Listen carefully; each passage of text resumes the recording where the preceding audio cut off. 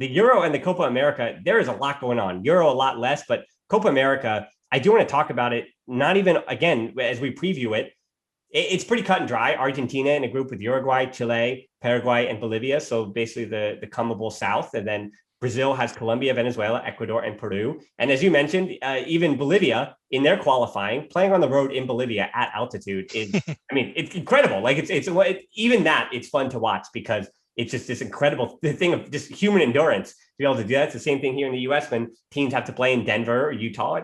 It's tough and there's a different feel to it. But for Barcelona fans to watch, it's Messi and Aguero for Argentina, it's Emerson for Brazil, and it's Ronald Araujo, who will, I think, potentially be starting for Uruguay, but maybe just a squad player. But all that said, I think the whole tournament is even taking a backseat, at the moment at least, to getting Copa America happen. Not only did it get suspended for a whole year, or postponed rather, but the ongoing protests in Colombia on important issues like taxes and healthcare reform, were removed from co-hosts hosting it. Then Argentina 2 weeks ago pulled out due to COVID-19.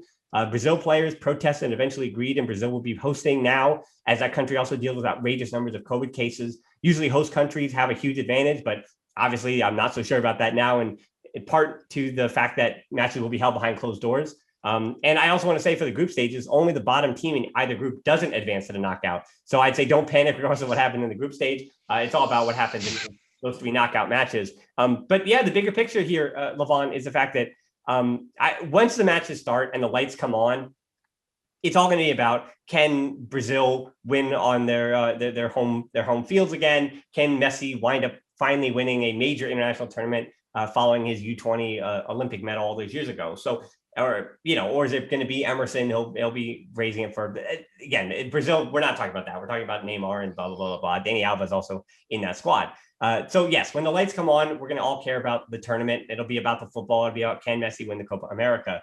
But the big picture is always that while club football does, I mean, whether it's the Super League, you talk about proper wages, you talk about the inequities of football throughout the world, but international football, as the kids like to say, Levon, it hits differently when it comes to the issues going on in the world. And for here in the United States, when vaccines have been happening, it's been happening well. We'll talk about Spain and Busquets in the Euro section, but at least here in the US, it's becoming a little bit of an afterthought because things are opening up and vaccines are happening. But it's a reminder that depending on where you're listening to this in the world or watching this on YouTube, that it's not happening everywhere. In South America, it's still way behind, and the inequities of vaccine distribution, that's a real thing. And those leaders in charge of certain countries who are choosing just not to support their own people, whether it's on healthcare reform, whether it's on taxation, those are things that are happening. And I go back to Socrates back in the 70s and the choices that he made, that there comes a line. And if Copa America, what I'll say is, yes, it's too much football, Levon, but if Copa America weren't played because the players refused to play, I would 100% support the players, especially on where their governments have taken the line on COVID-19. Certainly.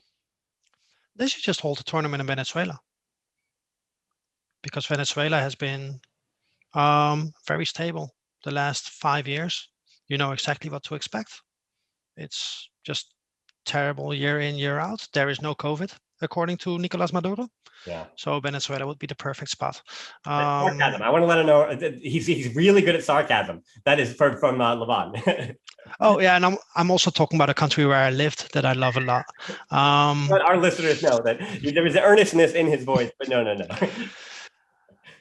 I mean, South America is what it is. So having lived in South America, everything is more intense. Everything is more risky. So yeah, it's going to be held in Brazil.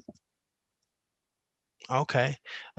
Even in Brazil, if the players manage it well and the teams manage it well, they can kind of play it in a bubble, right? They can make sure that they stay isolated and in groups, and make sure that they don't go out and mingle. Does every team or every national selection have the discipline for this? Again, it's South America. We don't know. But if the players want to play, yeah, let them play, because it's an amazing tournament. If it were in my time zone, I would be watching a lot of these matches. I would be rooting for Venezuela, and I think the best that we've ever done there is get to the semifinals.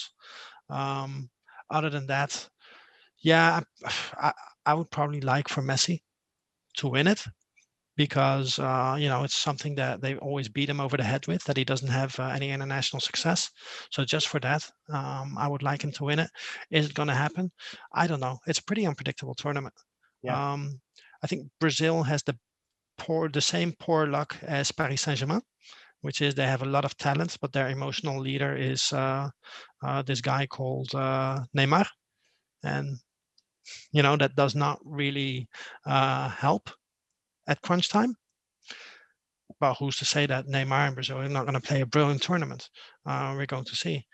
Uruguay will always be in the mix, Yep. because Right. Uruguay is Uruguay, and they have a lot of talent. So that's also going to be interesting. I think Argentina probably is starting to have a better team than they have had in the last 10 years. Yeah, I agree with that too. Maybe Messi was born 5 or 10 years too late. If he had come up with this generation, it could have been more interesting for him internationally. And it's going to be a fun tournament, regardless of COVID, which is being played in a country where the president has said that it's nothing worse than the common cold, even though their death toll is already at 300, 400,000, God knows why. So I wish South America the best. I hope that everybody there enjoys the tournament, and I hope that everybody takes care of each other and themselves.